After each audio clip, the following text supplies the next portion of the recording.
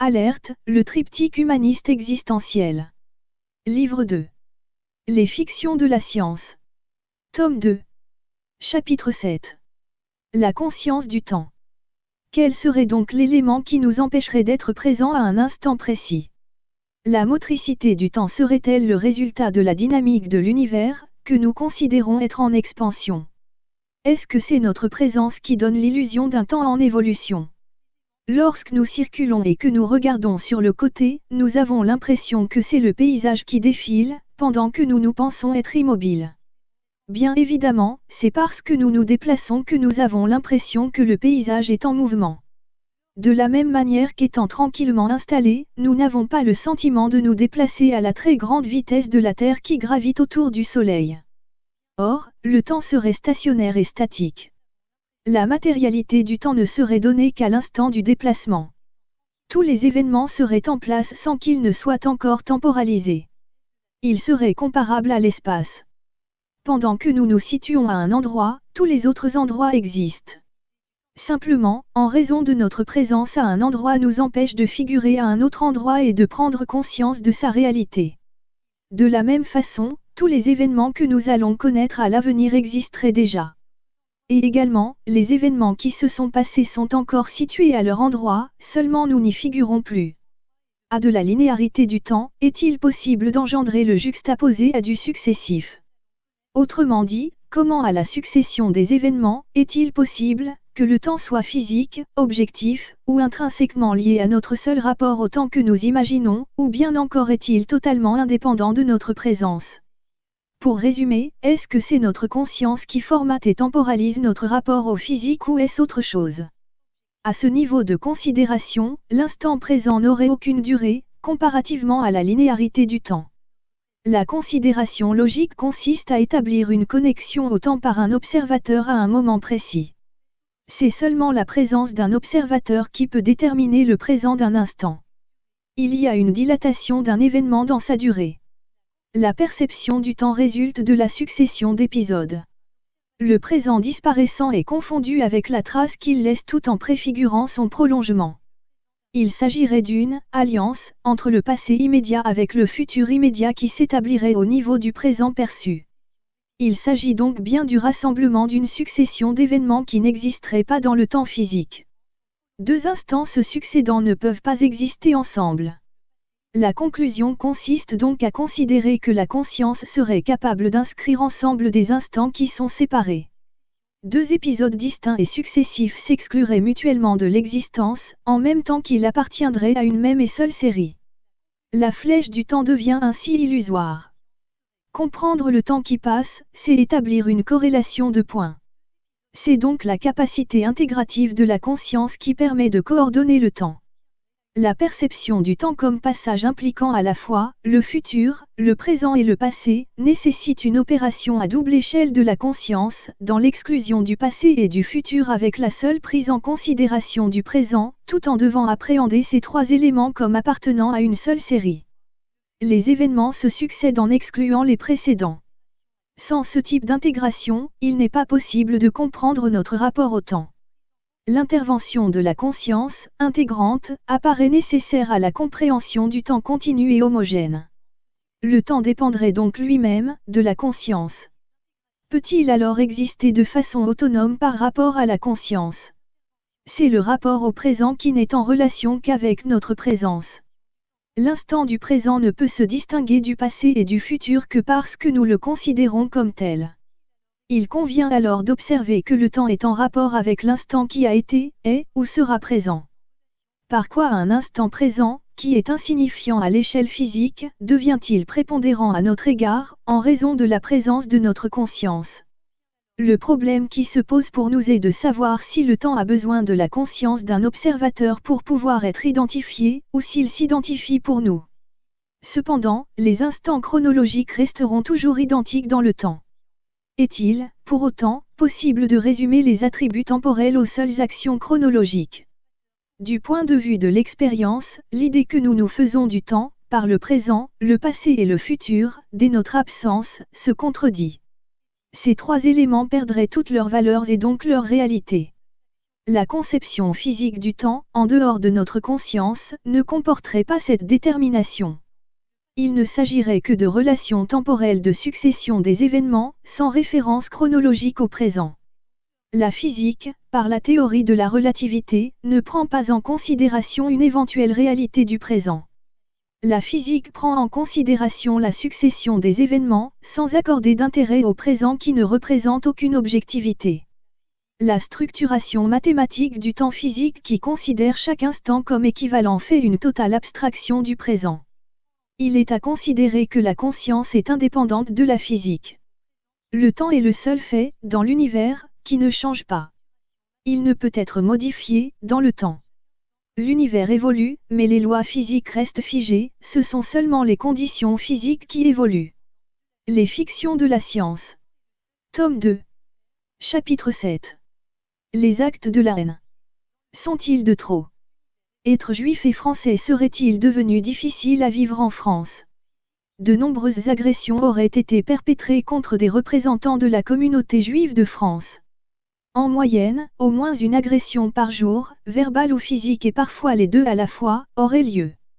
Quels sont donc ces Français devenus antisémites? Les faits seraient répertoriés dans les rangs politiques dits de la droite extrême, mais seraient aussi attribués à des intégristes religieux. Quelles peuvent être les conséquences de telles attitudes? La France doit rester un pays libre, multiculturel et multicultuel. Des formes de terrorisme en particulier islamistes se seraient renforcées sur le territoire. Les lieux de culte et les écoles juives auraient été placés sous surveillance policière. Pourquoi seraient-ils ainsi ciblés? Des attentats ont été perpétrés contre des enfants juifs qui se rendaient à l'école. Des innocents ont ainsi été assassinés. Il y a une très grande distance entre un projet humain global et de tels événements. En Grande-Bretagne et plus particulièrement à Londres, la liberté d'expression y est organisée. Chacun a le droit de s'exprimer librement en pleine rue. Cependant l'islamisation extravagante de Tower Hamlets, un quartier voisin de la City, poserait quelques soucis. La ségrégation islamique y régnerait d'autorité. Comme dans de nombreux quartiers des grandes villes françaises, les services de police n'y ont plus d'accès et les riverains s'y font continuellement agresser. Londres compterait 600 000 musulmans dits extrémistes. Un tribunal et une école de la charia y seraient installés. Le souhait des islamistes c'est que bientôt le drapeau islamique soit aussi érigé en haut de l'Assemblée nationale française. La passivité des autorités britanniques en face des prédicateurs religieux devient déconcertante et dangereuse. Y aurait-il des préjugés défavorables à l'égard des Juifs en France? Il y aurait une peur viscérale des Juifs qui contrôleraient le monde. Les Juifs qui détiendraient le monopole de l'argent. En tout état de cause les Juifs représenteraient la puissance. De là à établir une discrimination, le pas serait vite franchi. Des faits se sont déjà déroulés, pendant la dernière guerre, à leur égard, et qui s'appellent la Shoah. Une véritable catastrophe qui concerne une tentative de leur extermination par les combattants du Troisième Reich et leurs alliés et qui a représenté un génocide, à partir d'un programme politique. L'Holocauste est, quant à lui, considéré comme un sacrifice religieux. Le rappel, à de très nombreuses occasions de ces faits, laisserait penser que les Juifs, en France pour le moins, auraient pris le contrôle des moyens d'information. Un quart des 22 000 habitants de Créteil est de confession juive. Une ville où la tolérance entre juifs, musulmans et chrétiens était totale.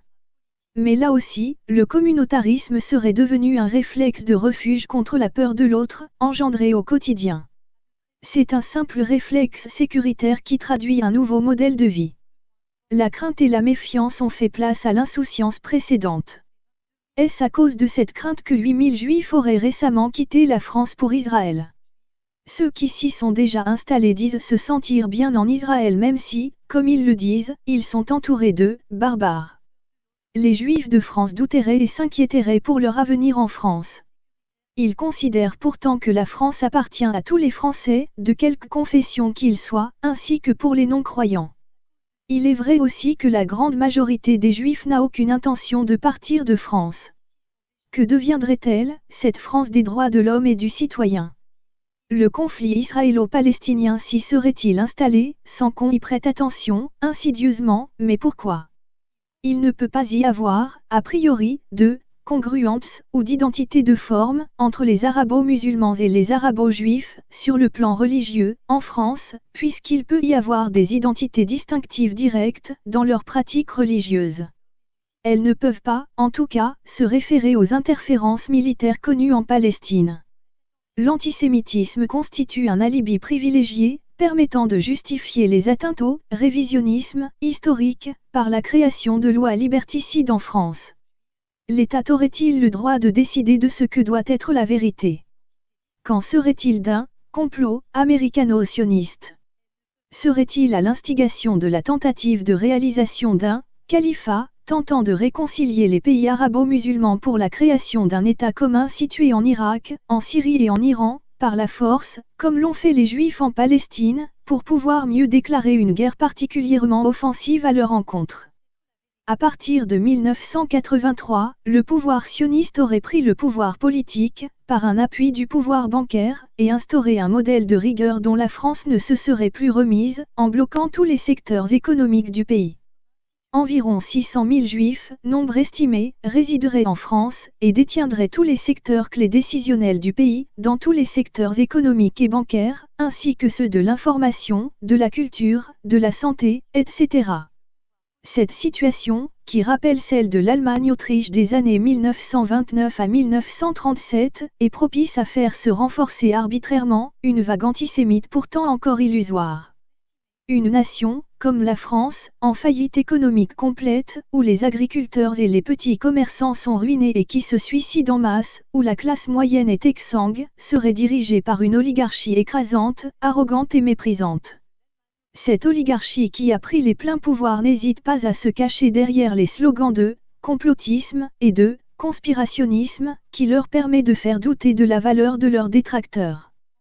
Par exemple, il suffit de dire que le complotisme fournit des arguments au terrorisme, lorsqu'il est dit que l'écroulement des tours jumelles est anormal et peut être douteux, par la suite de leur percussion par des avions de grande ligne.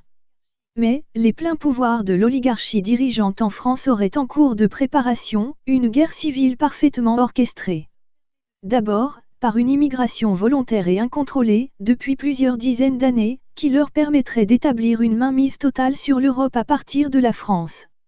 Ensuite, parce que le chaos sert les puissants en leur permettant de réaliser une domination totale sur les populations. Le processus étant d'organiser un régime faible plus facile à gérer.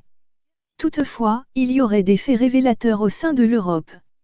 Pour comprendre ce qui se prépare en France, il convient d'examiner ce qui se passe chez les autres.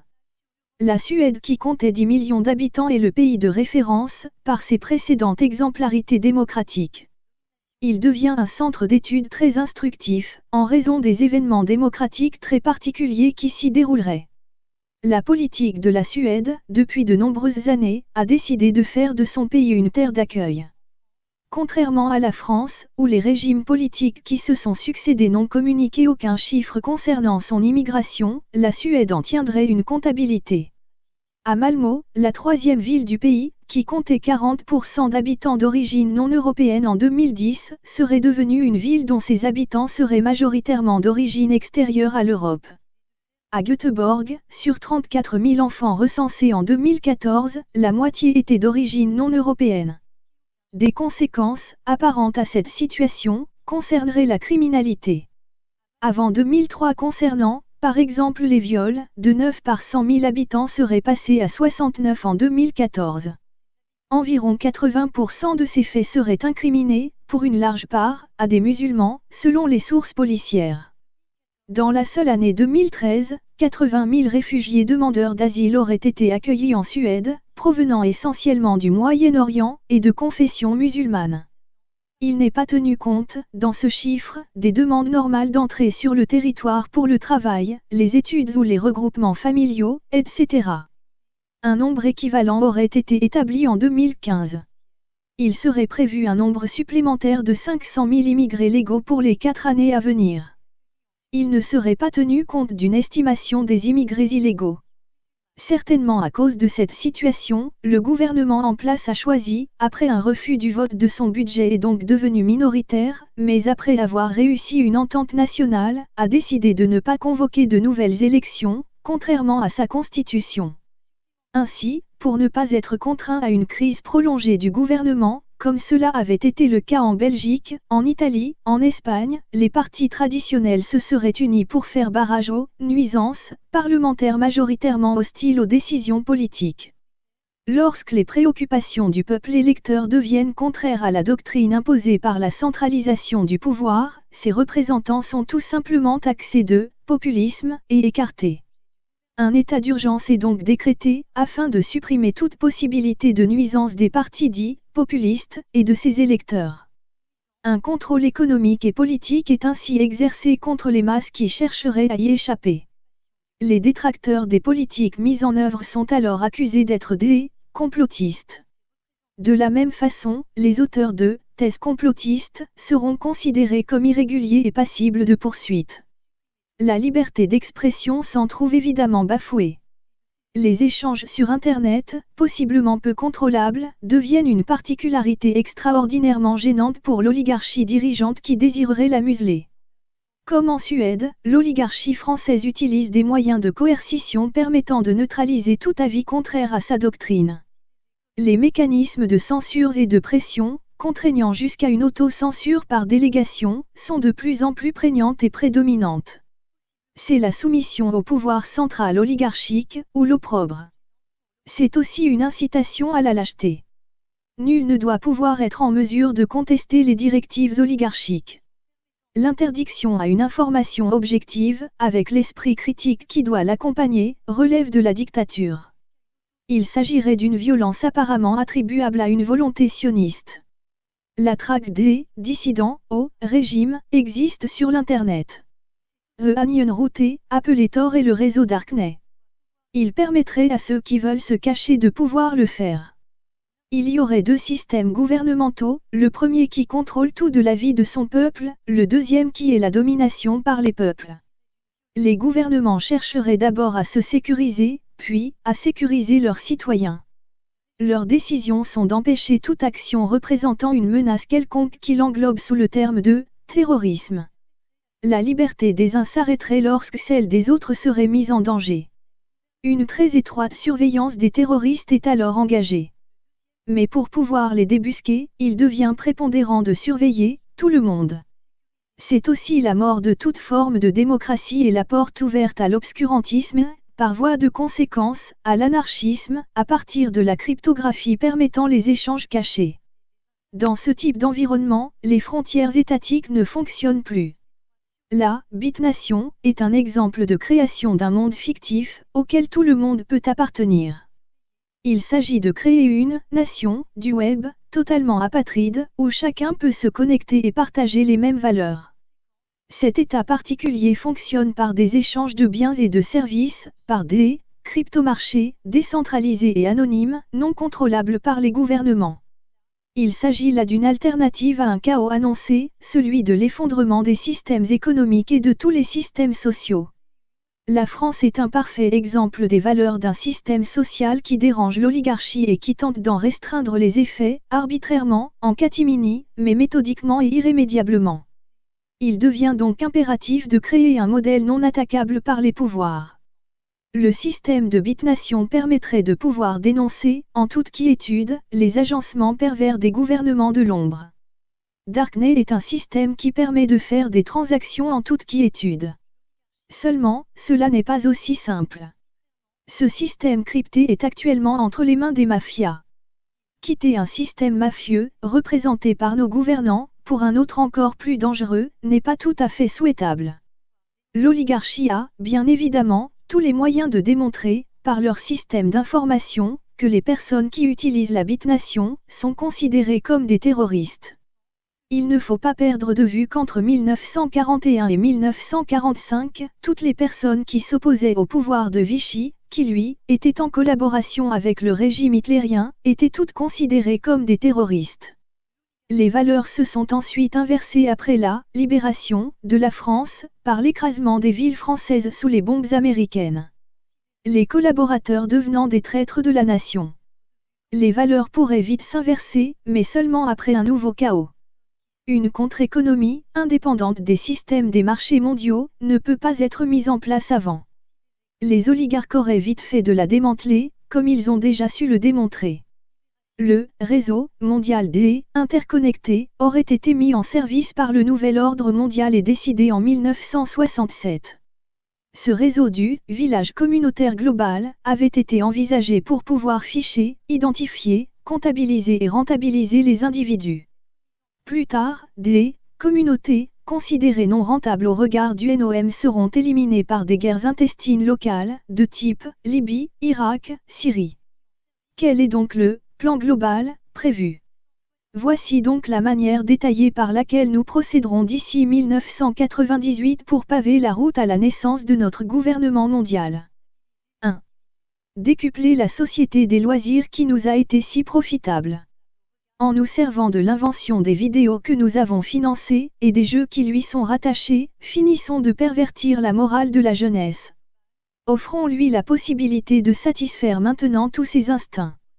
Un être possédé par ses sens, et esclave de ceux-ci, nous le savons, n'a ni idéal ni force intérieure pour défendre quoi que ce soit. Il est un individualiste par nature, et représente un candidat parfait que nous pouvons modeler aisément selon nos désirs et nos priorités. D'ailleurs, rappelez-vous avec quelle facilité nos prédécesseurs ont pu orienter toute la jeunesse allemande au début du siècle en se servant du désabusement de cette dernière. 2. Encourager la contestation étudiante pour toutes les causes rattachées à l'écologie. La protection obligatoire de cette dernière sera un atout majeur le jour où nous aurons poussé les États-nations à échanger leur dette intérieure contre la perte de 33% de tous leurs territoires demeurés à l'état sauvage. 3. Comblons le vide intérieur de cette jeunesse en l'initiant, dès son tout jeune âge, à l'univers des ordinateurs. Utilisons, pour cela, son système d'éducation. Un esclave au service d'un autre esclave que nous contrôlons.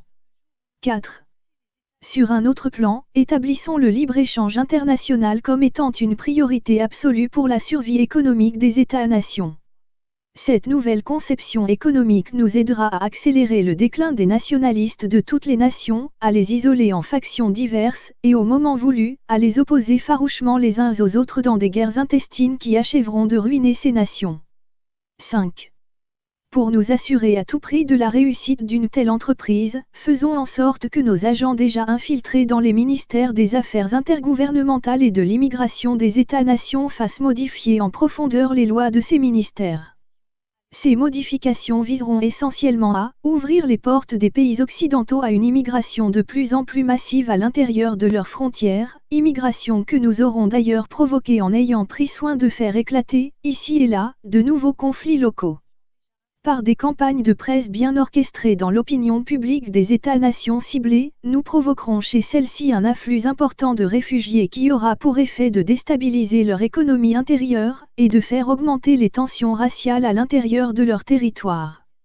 Nous verrons à faire en sorte que des groupes d'extrémistes étrangers fassent partie de ces afflux d'immigrants, ce qui facilitera la déstabilisation politique, économique et sociale des nations visées.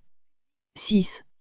Ce libre-échange qui, en réalité, n'en est pas un car il est déjà contrôlé par nous, tout au sommet de la hiérarchie économique, noyautons-le en 3 commissions latérales, celle de l'Asie, celle de l'Amérique, celle de l'Europe. Il nous apportera la discorde à l'intérieur des États-nations par la hausse du chômage reliée aux restructurations de nos multinationales. 7. Transférons lentement, mais sûrement, nos multinationales dans de nouveaux pays acquis à l'idée de l'économie de marché, tels les pays de l'Est de l'Europe, en Russie et en Chine par exemple. Nous nous fichons bien, pour l'instant, si leur population représente ou non un vaste bassin de nouveaux consommateurs. Ce qui nous intéresse, c'est d'avoir accès, en premier lieu, à une main-d'œuvre esclave, à bon marché et non syndiquée, que nous offrent ces pays et ceux du tiers-monde. D'ailleurs, leurs gouvernements ne sont-ils pas mis en place par nous? Ne font-ils pas appel à l'aide étrangère, et auprès de notre Fonds monétaire international, et de notre Banque mondiale, ces transferts offrent plusieurs avantages pour nous. Ils contribuent à entretenir ces nouvelles populations dans l'illusion d'une libération économique, d'une liberté politique, alors qu'en réalité, nous les dominerons par l'appétit du gain et un endettement dont ils ne pourront jamais s'acquitter. Quant aux populations occidentales, elles seront entretenues dans le rêve du bien-être économique, car les produits importés de ces pays ne subiront aucune hausse de prix. Par contre, sans qu'elles s'en aperçoivent au début, de plus en plus d'industries seront obligées de fermer leurs portes à cause des transferts que nous aurons effectués hors des pays occidentaux. Ces fermetures augmenteront le chômage et apporteront des pertes importantes de revenus pour les États-nations. 8. Ainsi nous mettrons sur pied une économie globale, à l'échelle mondiale qui échappera totalement au contrôle des États-nations. Cette nouvelle économie sera au-dessus de tout, aucune pression politique ou syndicale ne pourra avoir de pouvoir sur elle. Elle dictera ses propres politiques mondiales et obligera à une réorganisation politique, mais selon nos priorités à l'échelle mondiale. 9. Par cette économie indépendante, n'ayant de loi que nos lois, nous établirons une culture de masse mondiale. Par le contrôle international de la télévision, des médias, nous instituerons une nouvelle culture, mais nivelée, uniforme pour tous, sans qu'aucune création future ne nous échappe. Les artistes futurs seront à notre image ou bien ne pourront pas survivre. Fini donc ce temps où des créations culturelles indépendantes mettaient à tout moment en péril nos projets mondialistes comme cela fut si souvent le cas dans le passé. 10. Par cette même économie, il nous sera alors possible de nous servir des forces militaires des États-nations, telles celles des États-Unis, dans des buts humanitaires. En réalité, ces forces nous serviront à soumettre des pays récalcitrants à notre volonté. Ainsi les pays du tiers-monde et d'autres semblables à eux ne pourront pas être en mesure d'échapper à notre volonté de nous servir de leur population comme main-d'œuvre esclave. 11. Pour contrôler le marché mondial, nous devrons détourner la productivité de son but premier, libérer l'homme de la dureté du travail. Nous l'orienterons en fonction de la retourner contre l'homme en asservissant ce dernier à notre système économique où il n'aura pas le choix de devenir notre esclave, et même un futur criminel. 12. Tous ces transferts à l'étranger de nos multinationales, et la réorganisation mondiale de l'économie auront pour but, entre autres, de faire grimper le chômage dans les pays occidentaux. Cette situation sera d'autant plus réalisable parce qu'au départ, nous aurons privilégié l'importation massive des produits de base à l'intérieur des États-nations et, du même coup, nous aurons surchargé ces États par l'emploi exagéré de leur population à la production de services qu'ils ne pourront plus payer. Ces conditions extrêmes multiplieront par millions les masses d'assistés sociaux de tout genre, d'illettrés, de sans-abri. 13. Par des pertes de millions d'emplois dans le secteur primaire, à même les évasions déguisées de capitaux étrangers hors des États-nations, il nous sera ainsi possible de mettre en danger de mort l'harmonie sociale par le spectre de la guerre civile. 14. Ces manipulations internationales des gouvernements et des populations des États-nations nous fourniront le prétexte d'utiliser notre FMI pour pousser les gouvernements occidentaux à mettre en place des budgets d'austérité, sous le couvercle de la réduction illusoire de leur dette nationale, de la conservation hypothétique de leur code de crédit international, de la préservation impossible de la paix sociale. 15. Par ces mesures budgétaires d'urgence, nous briserons ainsi le financement des États-nations pour tous leurs méga-projets, qui représentent une menace directe à notre contrôle mondial de l'économie. 16. D'ailleurs, toutes ces mesures d'austérité nous permettront de briser les volontés nationales des structures modernes dans les domaines de l'énergie, de l'agriculture, du transport et des technologies nouvelles. 17. Ces mêmes mesures nous offriront l'occasion rêvée d'instaurer notre idéologie de la compétition économique. Celle-ci se traduira, à l'intérieur des États-nations, par la réduction volontaire des salaires, les départs volontaires avec remise de médailles pour services rendus, ce qui nous ouvrira les portes à l'instauration partout de notre technologie de contrôle. Dans cette perspective, tous ces départs seront remplacés par des ordinateurs à notre service. 18.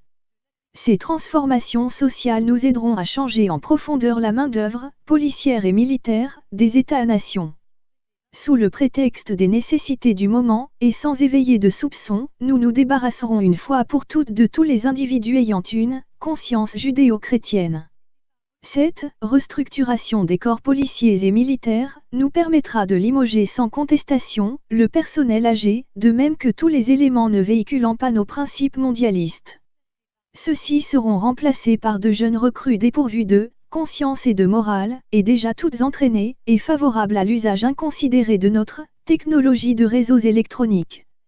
19. Dans un même temps, et toujours sous le prétexte de coupure budgétaire, nous veillerons au transfert des bases militaires des États-nations vers l'Organisation des Nations Unies. 20. Dans cette perspective, nous travaillerons à la réorganisation du mandat international des Nations Unies. 2. Force de paix, sans pouvoir décisionnel, nous l'amènerons à devenir une force d'intervention, où seront fondues, en un tout homogène, les forces militaires des États-nations. Ceci nous permettra d'effectuer, sans combat, la démilitarisation de tous ces États de manière à ce qu'aucun d'entre eux, dans l'avenir, ne soit suffisamment puissant, indépendant, pour remettre en question notre pouvoir mondial. 21. Pour accélérer ce processus de transfert, nous impliquerons la force actuelle des Nations Unies dans des conflits impossibles à régler. De cette manière, et avec l'aide des médias que nous contrôlons, nous montrerons aux populations l'impuissance et l'inutilité de cette force dans sa forme actuelle. La frustration aidant, et poussée à son paroxysme au moment voulu, poussera les populations des États-nations à supplier les instances internationales de former une telle force multinationale, au plus tôt afin de protéger à tout prix la paix. 22. L'apparition prochaine de cette volonté mondiale d'une force militaire multinationale ira de pair avec l'instauration, à l'intérieur des États-nations, d'une force d'intervention multijuridictionnelle. Cette combinaison des effectifs policiers et militaires, créée à même le prétexte de l'augmentation de l'instabilité politique et sociale grandissante à l'intérieur de ces États croulant sous le fardeau des problèmes économiques, nous permettra de mieux contrôler les populations occidentales. Ici, l'utilisation à outrance de l'identification et du fichage électronique des individus nous fournira une surveillance complète de toutes les populations visées. 23. Cette réorganisation policière et militaire intérieure et extérieure des États-nations permettra de faire converger le tout vers l'obligation de la mise en place d'un centre mondial judiciaire. Ce centre permettra aux différents corps policiers des États-nations d'avoir rapidement accès à des banques de données sur tous les individus potentiellement dangereux pour nous sur la planète. L'image d'une meilleure efficacité judiciaire, et les liens de plus en plus étroits créés et entretenus avec le militaire, nous aideront à mettre en valeur la nécessité d'un tribunal international, doublé d'un système judiciaire mondial, l'un pour les affaires civiles et criminelles individuelles, et l'autre pour les nations. 24. Au cours de la croissance acceptée par tous de ces nouvelles nécessités, il sera impérieux pour nous de compléter au plus tôt le contrôle mondial des armes à feu à l'intérieur des territoires des États-nations. Pour ce faire, nous accélérerons le plan Alpha, mis en œuvre au cours des années 60 par certains de nos prédécesseurs. Ce plan, à l'origine visait deux objectifs qui sont demeurés les mêmes encore aujourd'hui, par l'intervention de tireurs fous, créer un climat d'insécurité dans les populations pour amener à un contrôle plus serré des armes à feu. Orienter les actes de violence de manière à en faire porter la responsabilité par des extrémistes religieux, ou des personnes affiliées à des allégeances religieuses de tendance traditionnelle, ou encore, des personnes prétendant avoir des communications privilégiées avec Dieu.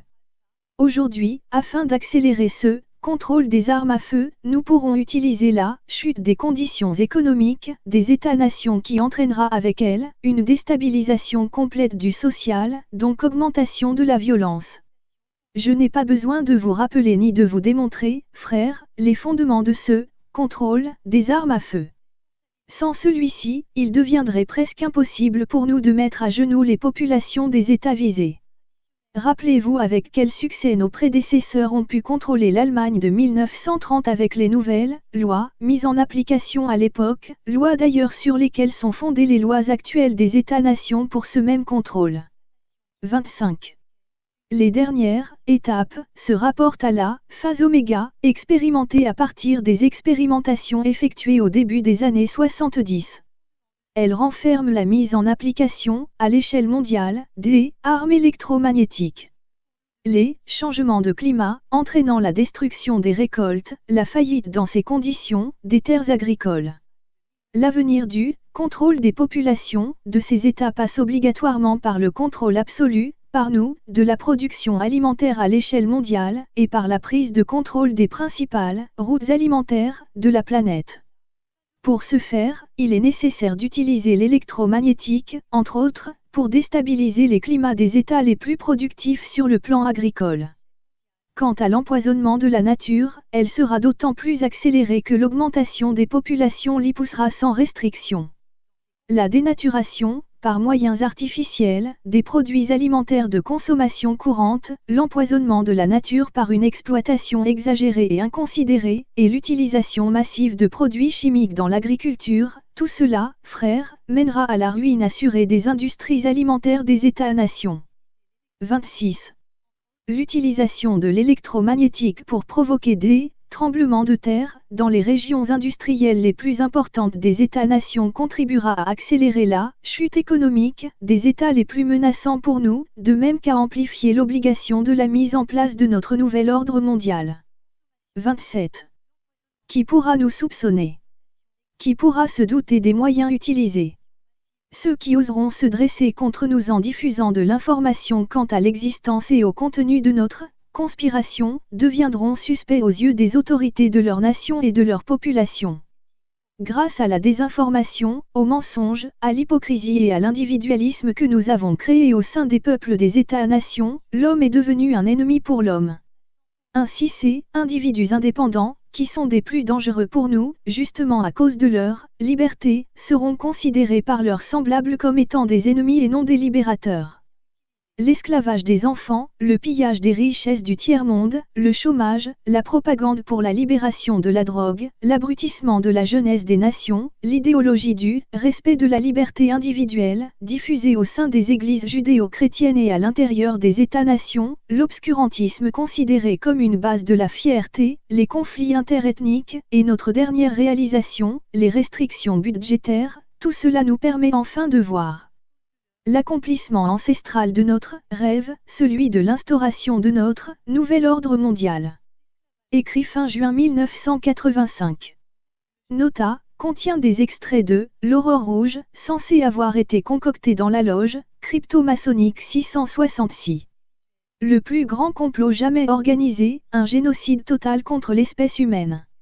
Le père Jean-Paul Regimbal était un prêtre catholique né à North Bay et rattaché à la communauté des Pères Trinitaires au Canada. Il était né en 1931 à North Bay, Royaume-Uni, et serait décédé en 1988, de façon suspecte. Il aurait notamment dénoncé l'action des Illuminati et du Nouvel Ordre mondial. Aurait-il été assassiné lors d'un voyage au Vatican, ainsi que cela aurait été dit. Serge Manest, journaliste essayiste canadien-québécois, né en 1945, il aurait également dénoncé le Nouvel Ordre mondial. Il serait mort en 1996, de façon suspecte. Comment manipuler la populace, en dit leçon. 1. La stratégie de la distraction.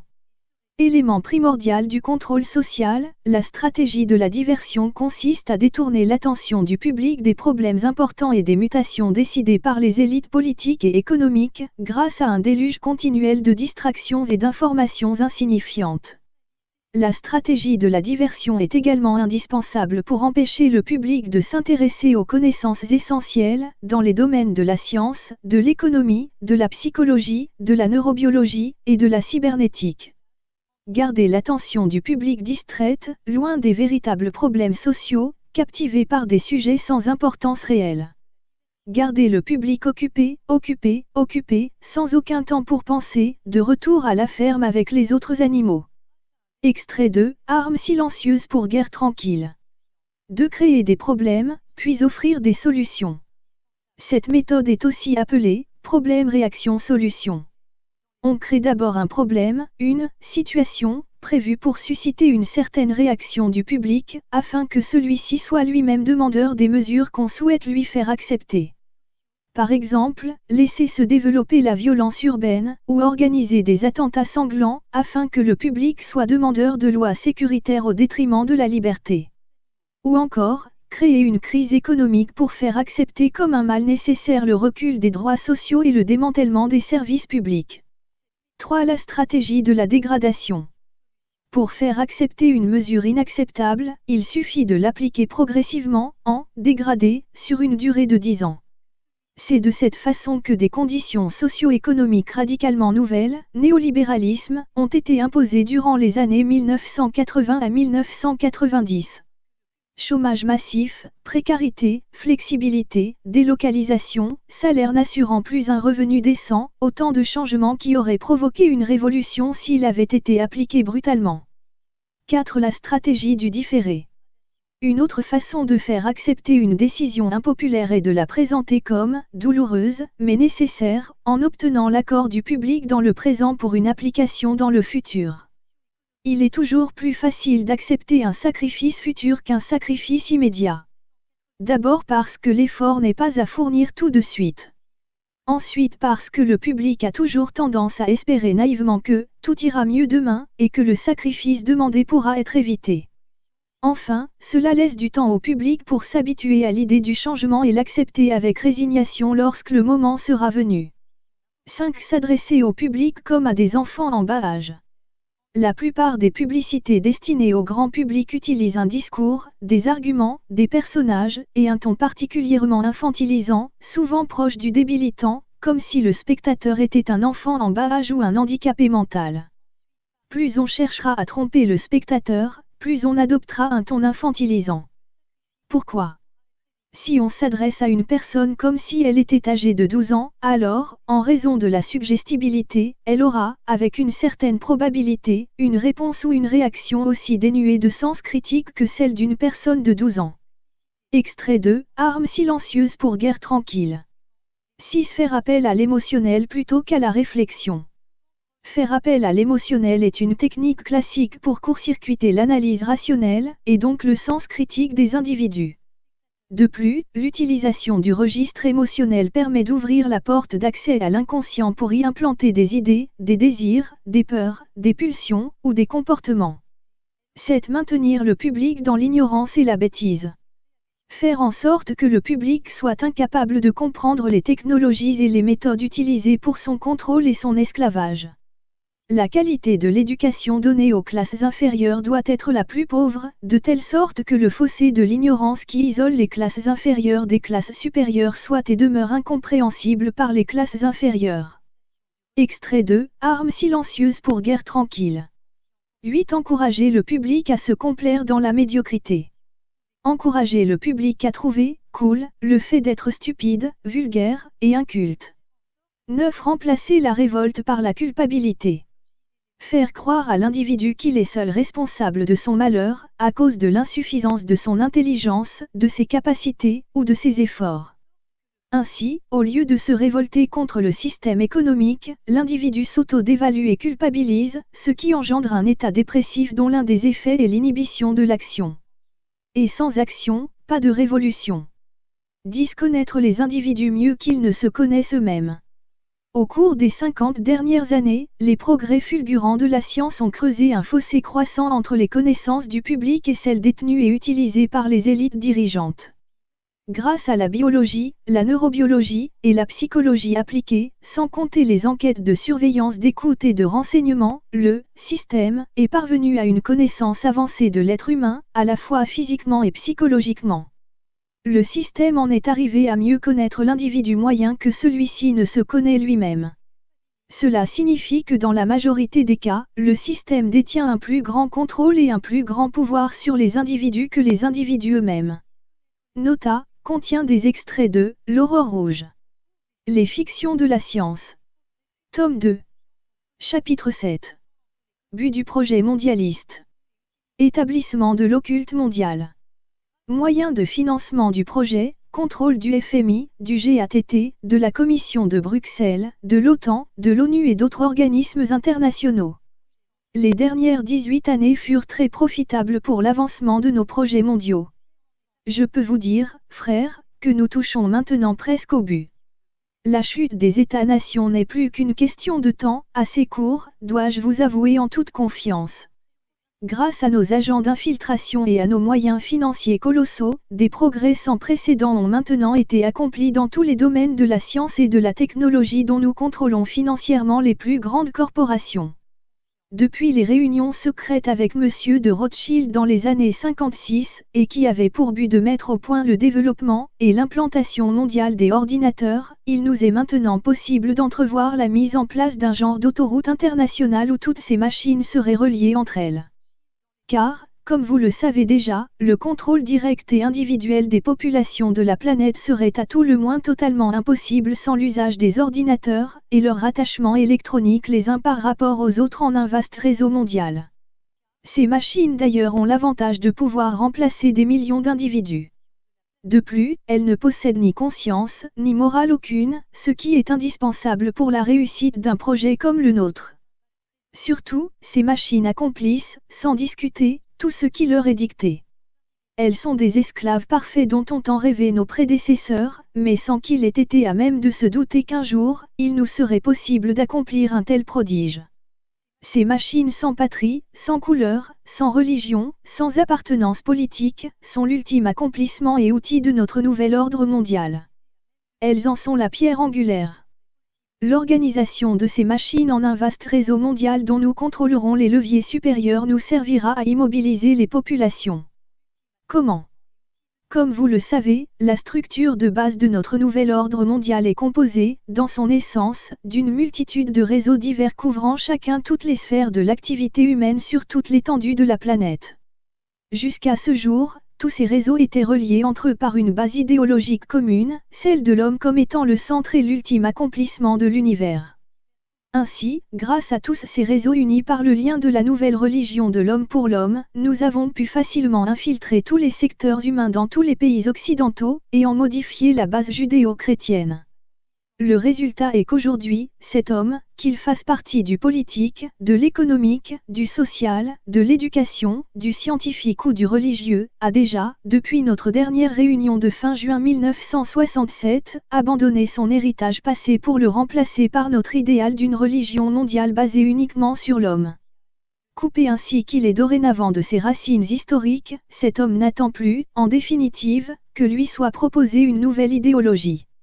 Celle-ci, bien entendu, est la nôtre, celle du village communautaire global dont il sera le centre. Et c'est précisément ce que nous lui apporterons en l'encourageant à faire partie, corps et âme, de ce réseau électronique mondial où les frontières des États-nations auront été à tout jamais abolies, anéanties jusqu'à leurs racines les plus profondes. Pendant que cet homme égaré sera absorbé par son enthousiasme aveugle à faire partie de sa nouvelle communauté mondiale en faisant partie de ce vaste réseau d'ordinateurs, pour notre compte, nous verrons, à partir des leviers supérieurs qui lui seront cachés, à le ficher, à l'identifier, à le comptabiliser, et à le rentabiliser selon nos propres objectifs. Car à l'intérieur de cette nouvelle société globale, aucun individu ayant un potentiel de rentabilité pour nous, ne pourra nous échapper. L'apport constant de la technologie électronique devra nous assurer de tous les moyens pour ficher, identifier, et contrôler tous les individus des populations de l'Occident. Quant à ceux qui ne représenteront aucune rentabilité exploitable par nous, nous verrons à ce qu'ils s'éliminent d'eux-mêmes à travers toutes les guerres intestines locales que nous aurons pris soin de faire éclater ici et là en nous ayant servi, et de la chute de l'économie des États-nations, et des oppositions et des revendications des divers groupes composant ces mêmes États. Voici donc la manière détaillée par laquelle nous procéderons d'ici 1998 pour paver la route à la naissance de notre gouvernement mondial. Nota, contient des extraits de « L'Aurore rouge ». Alerte, le triptyque humaniste existentiel. Livre 2. Les fictions de la science. Tome 2. Les livres brochés de cette collection Alerte sont en vente chez Amazon, livre français, Philippe Vaisseau. Alerte, le triptyque humaniste existentiel, ses romans. Le fascicule de présentation. Le livre 1, le dernier regard en 2 tomes. Le livre 2, les fictions de la science en 2 tomes. Le livre 3, l'insouciance de la conscience en 2 tomes. Le fascicule d'expertise. Alerte.